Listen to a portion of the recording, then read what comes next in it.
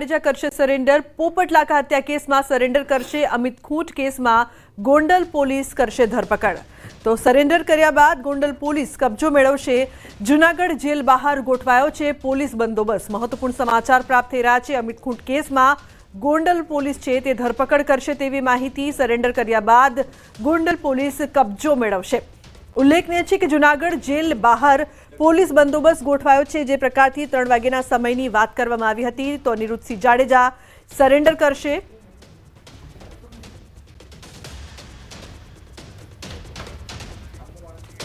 તો સંવાદદાતા અંકિત પોપટ લાઈવ જોડાયા છે વધુ માહિતી આપવા માટે। તેમની પાસેથી વધુ માહિતી લઈએ।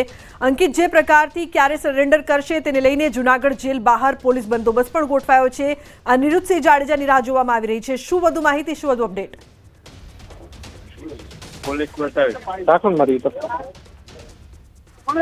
જી અંકિત। જી ચોક્કસ। સૌપ્રથમ તો આપને હું મારી પાછળના દ્રશ્યો છે તે બતાવવાનો પ્રયત્ન કરી રહ્યો છું। હાઈકોર્ટના આદેશ અનુસાર જે અનિરુદ્ધસિંહ જાડેજા છે તે જૂનાગઢ જેલ ખાતે હાજર થવાના છે।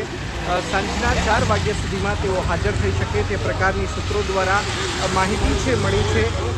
જૂનાગઢ જેલની બહાર અત્યારે ચુસ્ત પોલીસ બંદોબસ્ત છે તે પણ ગોઠવી દેવામાં આવ્યો છે। હાલ જોઈ શકાય છે કે જૂનાગઢ લોકલ ક્રાઇમ બ્રાન્ચ સાથોસાથ વાત કરવામાં આવે તો સ્થાનિક પોલીસ સહિતની ટીમ છે તે હાલ અત્યારે ઘટના સ્થળે આવી ચૂકી છે।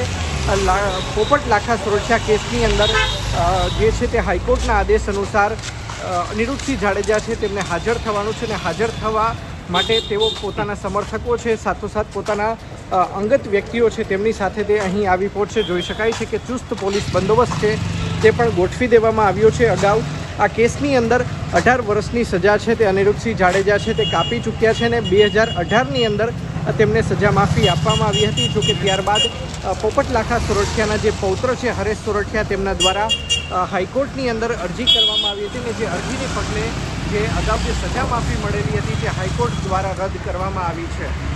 જી બિલકુલ અંકિત, આભાર સમગ્ર માહિતી બદલ।